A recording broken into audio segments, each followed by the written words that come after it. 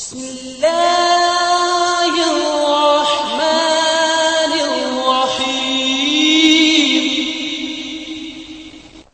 السلام علیکم ورحمۃ اللہ وبرکاتہ. نحمده ونصلی علی رسولہ الکریم. اما بعد. حضرت آدم علیہ السلام نے جب گیہوں کھا لیا تو اللہ تعالیٰ نے حضرت آدم علیہ السلام سے پوچھا کہ جب میں نے تمہیں منع کیا تھا تو تم نے گیہوں کیوں کھایا؟ تو حضرت آدم علیہ السلام نے کہا کہ اللہ پاک بیوی نے مجھے ایسا مشورہ دیا تھا. حضرت حوا نے، دادی نے. اب یہ جو روایت تفسیر ابن کثیر جلد 3 صفحہ 163 پر یہ روایت موجود ہے، وہ روایت سن لیجیے. عبداللہ ابن عباس رضی اللہ تعالیٰ عنہما سے مروی ہے کہ جب حضرت آدم علیہ السلام نے گیہوں کھا لیا تو اللہ تعالیٰ نے فرمایا کہ جب میں نے تمہیں اس درخت سے منع کیا تھا تو تم نے کیوں کھایا؟ تو کہنے لگے کہ بیوی نے مجھے ایسا مشورہ دیا تھا.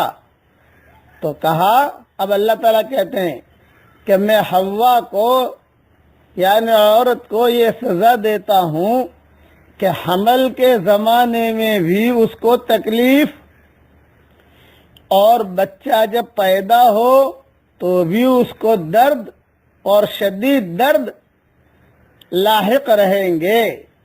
یہ سن کر حضرت حوا رونے لگی تو کہا گیا کہ ولادت کے وقت تم اور تمہارا بچہ دونوں رویا کرو گے. بس یہ میں نے اب اس روایت کا درجہ کیا ہے وہ تو پوچھ لینا محدثین سے.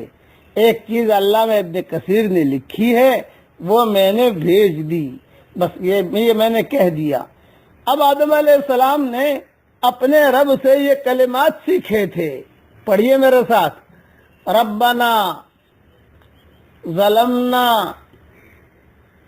انفسنا وان لم تغفر لنا وترحمنا لنکونن من الخاسرین. یہ کلمات اللہ تعالیٰ نے سکھائے تھے کہ اس طریقے سے مانگو تو تمہارے گناہ معاف ہو جائیں گے. خدا کی شان یہ ہے کہ حضرت اسی لیے عبداللہ ابن عباس سے مروی ہے کہ آدم علیہ السلام جنت میں انجیر کے پتے لباس کی شکل میں جوڑ کر باندھتے تھے.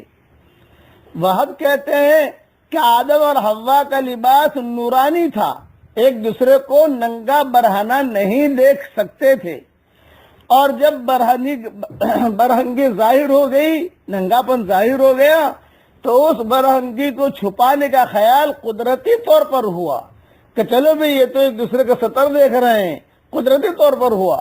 حضرت قتادہ نے کہا ہے کہ آدم نے کہا تھا کہ اے رب کہ مجھ سے چوک ہو گئی، کیا میں توبہ اور استغفار کر سکتا ہوں؟ اللہ نے کہا ہاں کر سکتے ہو توبہ اور استغفار. اور اللہ نے کہا کہ اس صورت میں پھر تمہیں جنت میں داخل کر دوں گا. لیکن ابلیس نے بجائے توبہ کی اجازت مانگنے کے مہلت کا سوال کیا کہ اے اللہ مجھے قیامت تک مہلت دے دے. تو خدا کی طرف سے ہر ایک کو اس کی مانگی ہوئی چیز دی گئی. آدم علیہ السلام کی توبہ قبول ہو گئی اور ابلیس کو جو ہے قیامت تک کے لیے جو چیز اس نے مانگی تھی وہ اللہ تعالیٰ نے دے دی. تو اس نے کہا میں تیرے نیک بندوں کے سیدھے راستے پر بیٹھوں گا، الا قعدن لہم صراطک المستقیم. ہاں کہ میں ان کے آگے سے، پیچھے سے، دائیں سے، بائیں سے ان کو گناہوں میں مبتلا کروں گا. تو پھر اللہ تعالیٰ نے بھی کہا میری عزت کی قسم، میرے جلال کی قسم، تو ان کو بہکائے گا اور وہ میرے ساتھ توبہ اور استغفار کریں گے تو میں ان کو معاف بھی کرتا رہوں گا. اس لیے استغفار کرتے رہنا چاہیے. یہ ساری تفسیر ابن کثیر جلد 3 صفحہ 163 سے لی گئی ہے. اب میرے ساتھ پڑھ لیجئے. استغفر اللہ الذی لا الہ الا هو الحی القیوم واتوب الیہ. اے اللہ ہمارے چھوٹے بڑے گناہوں کو معاف فرما، اور اے اللہ قرآن سے ہمارا رشتہ جوڑ دیجئے۔ قرآن یہ مؤثر دعوت بھی ہے اور قرآن مقبول دعائیں بھی ہیں، یہ ذہن میں رکھنا۔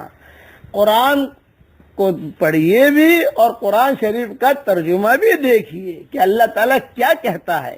اللہ تعالیٰ ہم سب کو قرآن کا تدبر کرنے کی توفیق عطا فرمائے، آمین۔ والسلام علیکم ورحمۃ اللہ وبرکاتہ، وآخر دعوانا ان الحمد للہ رب العالمین۔